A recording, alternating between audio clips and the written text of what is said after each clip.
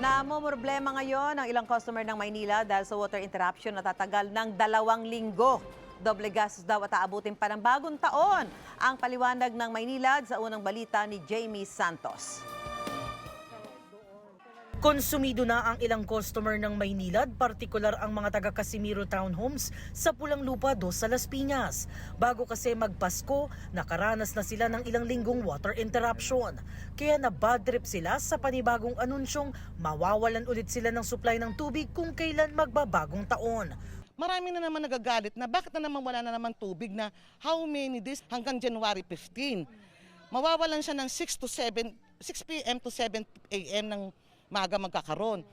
Panibago na namang dago to sa amin. Tapos pagdating ng maga, mahina. No choice daw sila kung di dumiskarte. Hindi namin alam kung saan kami kukuha ng tubig. Kasi ang tanging source ng tubig namin, ito lang tangki na to.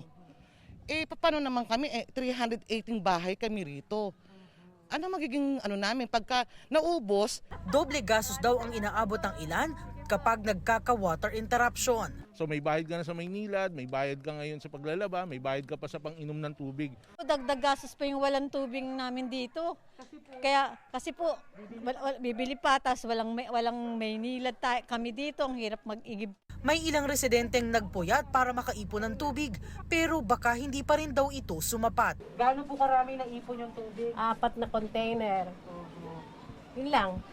Tsaka sa banyo, may laman po.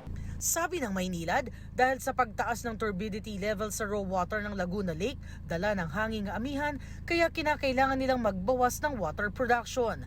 Ito'y upang masiguro na maayos pa rin ang kalidad ng tubig na matatanggap ng kanilang mga customer.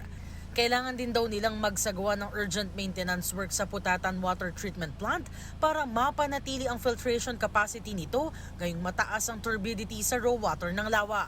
May water tankers ang Maynilad na handang magdala ng malinis na tubig sa mga apektadong lugar. Para sa kumpletong listahan ng mga maapektuhang lugar, bisitahin ang website at mga social media accounts ng Maynilad. Para sa unang balita, Jamie Santos, Buong Puso para sa Pilipino.